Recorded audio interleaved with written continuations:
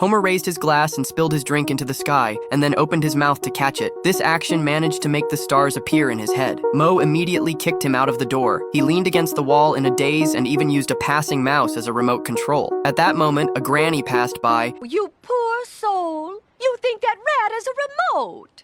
And then put a piece of money into the glass. $5. Suddenly, his mind turned to, and he thought of a way to make money.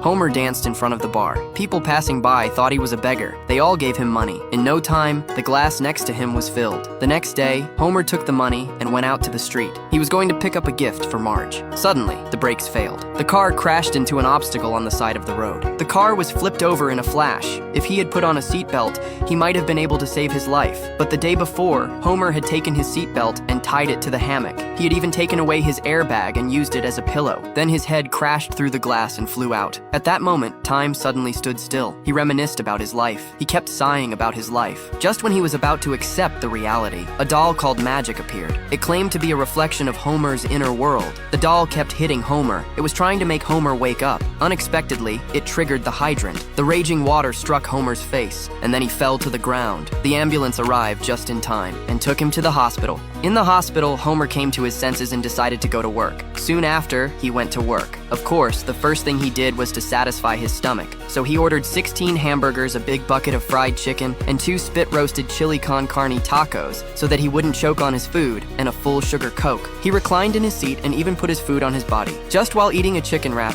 he accidentally pushed the sauce on the windshield and his view of the road was obstructed. The clever Homer used the dial to assist him in driving. He realized the danger and tried to stop, but the bobblehead jammed the brakes. He ended up driving all the way to Burns' office and crashed the car into the wall. He was so mad at Burns that he fired him on the spot. He even kindly threw the car away for him, and so Homer was unemployed. Fearing that Marge would find out he was fired, he applied for a job in car sales. He was very confident in the interview. With his excellent sales skills successfully scared off the interviewer.